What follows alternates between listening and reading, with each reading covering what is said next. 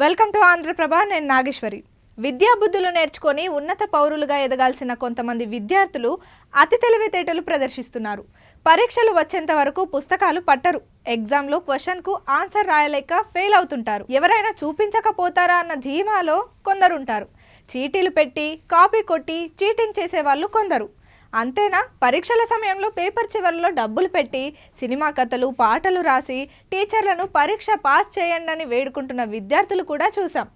కానీ ఇప్పుడు విద్యార్థి అయితే ఏకంగా బ్లాక్ మ్యాజిక్ చేశాడు. ఏపీలో 10వ తరగతి పరీక్షలు పకడ్బందీగా నిర్వహించారు. రిజల్ట్స్ కోసం స్టూడెంట్స్ వెయిట్ చేస్తున్నారు.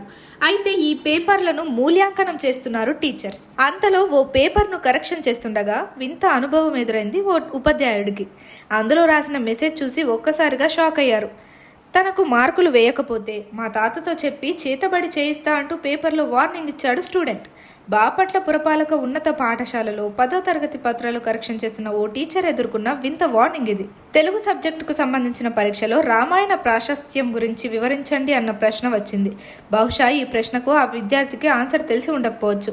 దీంతో అక్కడే ఓ సమాధానం రాశాడు.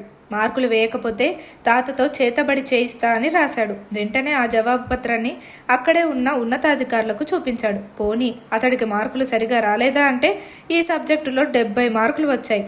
ఈ విషయం ఆ నోటా ఈ నోటా చేరి ప్రస్తుతం సోషల్ మీడియాలో వైరల్ అవుతుంది. పరీక్షలో ఫెయిల్ అవుతానన్న భయంతో సదరు విద్యార్థి ఇలా భయపెట్టినట్టు తెలుస్తోంది.